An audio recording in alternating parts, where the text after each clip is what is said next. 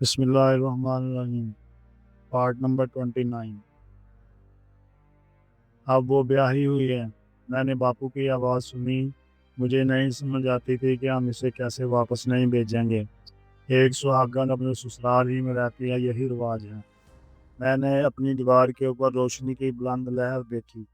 یہ ہمارے پڑوسی تھے، جو یہ جاننے کے لیے ٹارچ کی روشنی پھینک رہے تھے کہ ہمارے گھر میں کیا واقعہ پیش آیا ہے۔ ماں نے اپنی ناک پونچھی، ساڑی کا پلو درست کیا اور پھر مجھے تنبیہی نگاہوں سے دیکھتے ہوئے بولی، کسی سے کچھ مت کہنا، سنا تم نے؟ ورنہ تم بدنام ہو جاؤ گی۔ تم بیمار تھیں، نہ تو کوئی کچھ کھانے کو دیتا تھا اور نہ ہی تمہارا خیال رکھنے والا کوئی تھا۔ بس اس سے ایک لفظ بھی زیادہ نہ کہنا، سنا تم نے؟ ہمسائے اندر آ گئے اور ماتا پتا سے باتیں کرنے لگے۔ ان میں سے کچھ نے کہا کہ مجھے واپس چلے جانا چاہیے، کیونکہ ایک پتنی کے لیے یہ بڑی شرم کی بات ہے کہ وہ اپنے پتی کے بغیر رہے۔ کچھ نے کہا ابھی مجھے چند برس انتظار کرنا چاہیے۔ وہ سب مجھے اس طرح گھور رہے تھے جیسے ان کے لیے اب میں کوئی نئی پھولن دیوی بن گئی ہوں، اور وہ اس جستجو میں تھے کہ اس نئے پن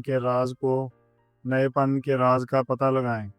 میں سوچنے لگی ان لوگوں کو کیا خبر کہ میں کن برے حالوں سے گزری ہوں، لیکن میں نے ضبط سے کام لیتے ہوئے اپنے ماں کے حکم کی تعمیل کی اور کوئی ایسی بات نہ کی جس سے پتی لال کے ظلم کا کوئی اشارہ ملتا۔ میں یہ سمجھنے سے قاصر تھی کہ آخر میں کیوں بدنام ہوں، جبکہ پتی لال نے مجھے مارا پیٹا اور مجھ پر زیادتیاں کی۔ ہمسایوں کے سامنے میرے ماتا پتا نے برہمی کا اظہار کیا، لیکن میں محسوس کر رہی تھی کہ اس برہمی کے پیچھے وہی پراگندہ خیالی ہے جو اس وقت تھی جب وہ نیم کا درخت چرانے پر میادین کی شکایت کر رہے تھے۔ ان کا غصہ ان لوگوں کے لیے لڑنے کے لیے کافی نہ تھا، جن کے ایک ہاتھ میں روپیوں کے بنڈل تھے اور دوسرے ہاتھ میں لاٹھیاں۔ لیکن میں ایک چیز جانتی تھی کہ میں اب کبھی اس عورت خور کے پاس واپس نہیں جاؤں گی۔ میں نے بوری کے ساتھ لیٹنے کے لیے اندر چلی گئی، جہاں شو نارائن بھی کھاٹ پر لیٹا ہوا تھا۔ میری ماں میرے پیچھے پیچھے اندر آ گئی اور ہمارے قریب ہی لیٹ گئی۔ جلدی مجھے نیند میں آ لیا، اور یہ ایسی نیند تھی جو سب نیندوں سے گہری تھی۔ اگلی صبح میرا بخار اتر گیا۔ ڈاکٹر کو دیے گئے 20 روپے حقارت نہ گئے تھے۔ مجھے اب ضرورت تھی کہ میں اپنی سہیلیوں کے ساتھ جمنا پر جا کر نہاؤں، تاکہ جمنا کا پانی اوپر میری رسوائی کو بھی اپنے ساتھ بہا کر لے جائے۔ دریا پر جانے سے پہلے ماں نے ایک بار پھر مجھے خبردار کیا، دیکھو پولم، پتی لال نے تیرے ساتھ جو کچھ بھی کیا اس کے بارے میں کسی سے کچھ بھی مت کہنا۔ پتی لال کا نام سنتے ہی میں کانپنے لگتی تھی، اور مجھے اس کے ظلم سے وابستہ یادوں کو ذہن سے کھینچنے کے لیے بہت کوشش کرنا پڑتی تھی۔ دل چاہتا تھا کسی طرح اس پراون کو دریا میں ڈبو دوں، اس کا گلا گھونٹ دوں اور ریت میں دفن کر دوں، تاکہ مونسون کی بارشیں اسے پاتال میں غرق کر دیں۔ دن گزرتے گئے لیکن میں پتی لال کی زیادتیوں کو اپنے ذہن سے نہ نکال سکی۔ لیکن گاؤں میں زندگی کے پرسکون دارے نے مجھے اپنی توانائیاں بحال کرنے میں مدد دی۔ جب رات ہوتی اور ہر طرف اندھیرا چھا جاتا تو مجھے خوف آ لیتا، پھر ڈراؤنے خواب مجھے ستانے لگتے۔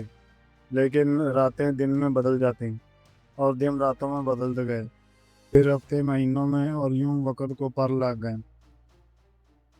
پراشاد کے مہینے کی بات ہے، میں باہر کھیتوں میں گائے چرا رہی تھی کہ چھوٹی بھاگی ہوئی میرے پاس آئی۔ پولن پولن، وہ آ گیا ہے، وہ تمہیں لینے آیا ہے، اس نے پھولی ہوئی سانسوں کے درمیان کہا۔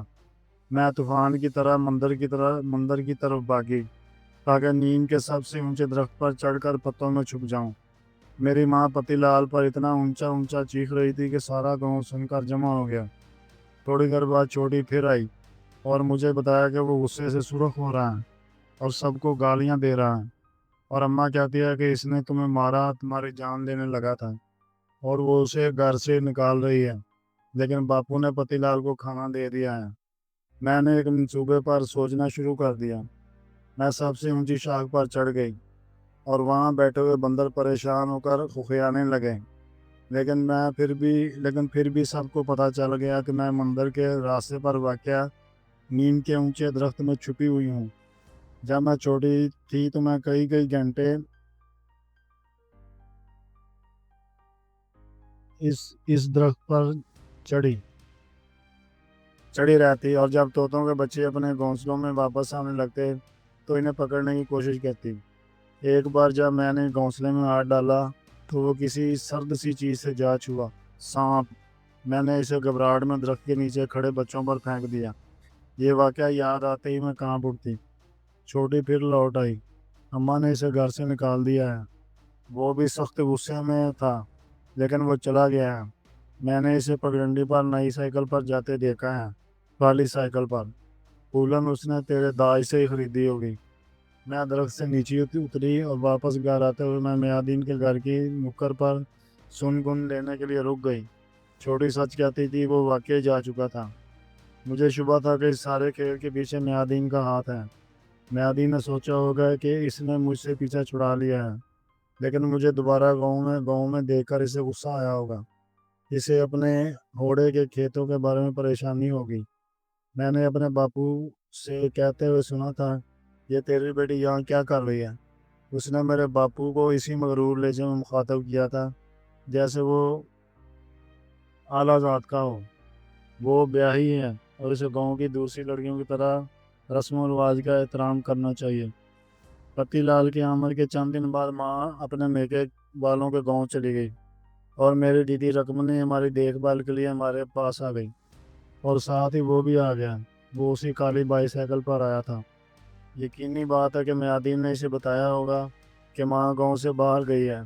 میں ایک بار پھر درخت پر جا چڑھی، لیکن اس مرتبہ رکمنی آئی اور مجھے نیچے اتارا۔ پھولن، نیچے آ جاؤ، تمہارا پتی تم سے ملنے کے لیے آیا ہے۔ رکمنی نے کہا کہ مجھے اپنے پتی کے ساتھ اسی گاؤں چلے جانا چاہیے، لیکن رکمنی کو کیا پتا تھا کہ پتی لال نے میرے ساتھ کیا کیا ظلم کیے تھے۔ کسی کو بھی معلوم نہ تھا۔ میں نے کسی کو کچھ نہیں بتایا تھا۔ جب میں نے نیچے اترنے سے انکار کیا تو وہ باپو کو لے آئی، اور اس دوران جب وہ باپو کو لینے گئی میں چھپنے کے لیے نئی جگہ تلاش کرنے لگی۔ میں جانتی تھی کہ ماں گھر پر نہیں ہے، اور اگر باپو اور رکمنی نے مجھے بھیجنے کا فیصلہ کر لیا تو میں کچھ نہیں کر پاؤں گی۔ میں دریا کی طرف دوڑی اور ان کشتیوں کے بیچ جا چھپی جو مرمت کے لیے کناروں پر کھڑی تھیں۔ جاری ہے۔